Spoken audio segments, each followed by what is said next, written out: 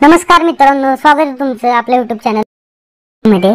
तर ह्या व्हिडिओ मध्ये मी तुम्हाला प्रॉपर कॅल्क्युलेशन सांगणार आहे की एका म्हशी मागचं तुमचा फायदा किती आहे किंवा तुम्हाला तोटा होतो का यात किंवा फायदा होतो, ह्या सगळ्या गोष्टी मी तुम्हाला सांगणार आहे। तर बरेच लोक कन्फ्यूज असतात का, कारण गोठे मोठे असतात, 5-6 गुरं असतात आणि घरचा चारा असतो, बाहेरचा चारा असतो, सगळं मिक्स असतं। त्यामुळे माणसं कन्फ्यूज असतात की नक्की फायदा होतोय का किंवा तोटा होतोय, किंवा नवीन जर आपल्या ह्या व्यावसायिक उतरतोय किंवा नवीन एखादं जनावर खरेदी करतोय तर त्याला अंदाज येत नाही की आपण हा घ्यावा का नाही घ्यावा किंवा प्रॉफिट कसं यात। तर मी तुम्हाला आज सांगणार आहे, तुम्ही पूर्ण विकतचा जरी चारा घेतला तरी तुम्ही प्रॉफिटमध्ये किती राहताय किंवा तुम्हाला लॉस होतोय का व्यवसायात। तर आपण एक ॲव्हरेज पकडूयात, एक साधी म्हैस पकडूयात, जी म्हैस 12 ते 13 लिटर एवढं दूध देते एका दिवसाचं। तर आता म्हैसीची किंमत असती ही दुधावर असते, म्हणजे एखादी म्हैस आहे जी म्हैस कमी दूध देते तर तिची किंमत कमी असते आणि जी म्हैस जास्त दूध देते तिची किंमत जास्त असते। तर आता हे आपण ॲव्हरेज दूध देणारी जर गाय पकडली, म्हैस पकडली, तर ह्या म्हैसीची किंमत जवळपास तुम्हाला 80 ते 1 लाखापर्यंत पडणार।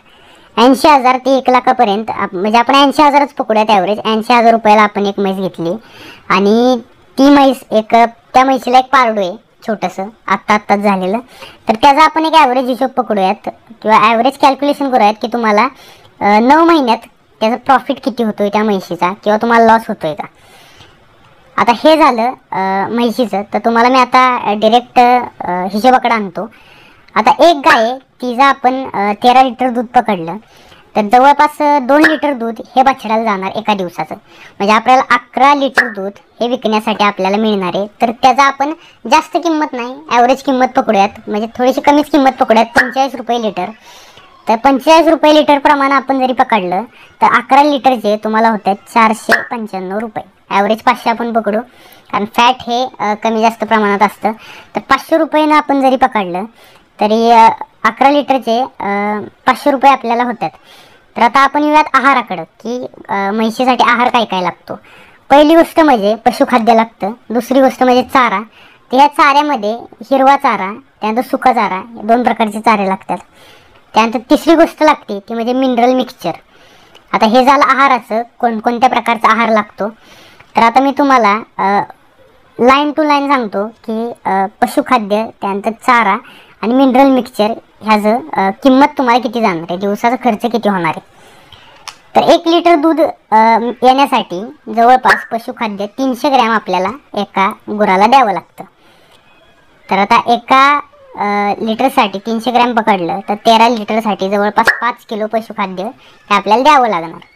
तर आता 1 किलो पशुखाद्याची किंमत आपण 30 रुपये पकडली तर 5 किलोच्या आपल्याला पडतात 150 रुपये, म्हणजे 150 रुपये आपल्याला एका दिवसाचा पशुखाद्याचा खर्च पडणार आहे।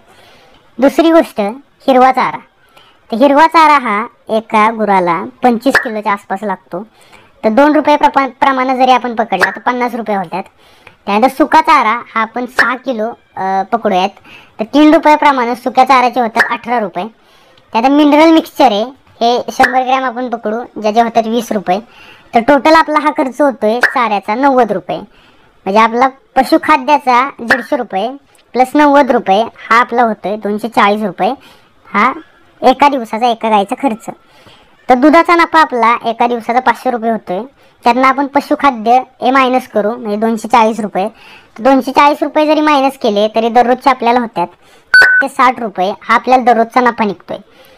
तर हे झालं पहिल्या 4 महिन्याचा हा नफा आहे, म्हणजे 260 गुणिले 30 हे होतात 7,000 रुपये, म्हणजे एका महिन्याचे आपण 7,000 रुपयातनं ॲव्हरेज इन्कम करू शकतो। गुणिले 4 महिने म्हणजे 31,000 ते 32,000 दरम्यान आपला हा इन्कम होऊ शकतो।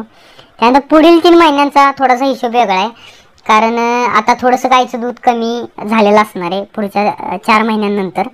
तर पुढच्या 3 महिन्याचा हिशोब आपण पकडूयात 8 लिटर दुधाप्रमाणे, म्हणजे एका दिवसाला 8 लिटर दूध। ते 8 लिटर दूध पकडलं आपण तर म्हैसन पारडाचा चाऱ्याचा खर्च, आता पारडू आपलं दूध 3 महिन्यानं आपण पारडाला दूध द्यायचं बंद करतो, त्यामुळे ते 2 लिटर आता आपण मायनस करूयात आणि पारड्याचा चाऱ्याचा खर्च आपण पकडूयात, म्हणजे जो बछडा आहे त्याचा चाऱ्याचा खर्च गायचा आणि बछड्याचा 195 रुपये खर्च आपण टोटल पकडूयात। त्यानंतर 360 मायनस 195 म्हणजे जवळपास आपल्याला 8 लिटरचे, म्हणजे हे 360 मी पकडलेत 8 लिटर दुधाचे.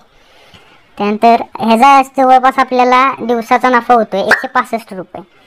त्यानंतर 1 महिन्याचा आपण 5,000 पकडले तरी 3 महिन्याचा आपल्याला जवळपास 15,000 रुपये एवढा आपल्याला नफा होतोय 3 महिन्याचा. त्यानंतर पुढील 2 महिन्याचा हिशोब थोडासा वेगळा असणार, कारण दूध अजून म्हैसेच थोडंसं कमी आलेलं असणार आहे. त्यामुळे आपण पकडूयात 6 लिटर दूध दररोजचं. तर 6 लिटर दुधाचे आपल्याला 270 रुपये एवढे मिळतील. तर 270 आणि चाऱ्याचा खर्च हा 200 रुपये आपण पकडूयात. 270 मायनस 200, 70 रुपये आपल्याला दिवसाचा, एका दिवसाचा नफा होतोय. तर एका महिन्याचा आपल्याला टोटल खर्च नफा, प्युअर नफा होतोय 2,100 रुपये. गुणिले 2 महिने म्हणजे 4,200 रुपये हा आपल्याला प्युअर नफा होणार आहे. म्हणजे टोटल आपलं एका गायीचा खर्च हा 9 महिन्याचा जवळपास 31,200 प्लस 15,000 प्लस 4,200 म्हणजे जवळपास 50,400 रुपये एवढा आपल्याला एका म्हैशीचा 9 महिन्याचा नफा होणार आहे. त्यानंतर थोडंसं अजून एक गोष्ट मी सांगतो, जे शेणखत आपल्याला एका वर्षाचं होणार आहे त्या म्हैशीचं, त्याचा जवळपास आपण एक खर्च वेगळा पकडू. एक टॉयलेट टी झाली तर त्याचे तुम्हाला 4-5 हजार रुपये मिळतील. म्हणजे टोटल आपला 55,000 रुपयाच्या आसपास कमीत कमी नफा होऊ शकतो एका म्हैशीतनं. म्हणजे जवळपास तुमच्या एका वर्षात पैसे नील होतील एका म्हैशीचे. त्यानंतर तुम्ही जर हळूहळू म्हैशी वाढवल्या तर तुमचा प्रॉफिट तसाच इन्क्रीज होत जाईल. तर आय होप तुम्हाला हा व्हिडिओ आवडला असेल, इन्फॉर्मेटिव्ह वाटला असेल. तर तुम्हाला हा व्हिडिओ आवडला असेल तर चॅनलच्या खाली जे लाल कलरचं बटन आहे सबस्क्राईब बटन, त्याच्यावरती क्लिक करून आपला चॅनल सबस्क्राईब करा. आणि तुम्हाला जर हा व्हिडिओ आवडला असेल तर हा व्हिडिओ नक्कीच लाईक करा. धन्यवाद.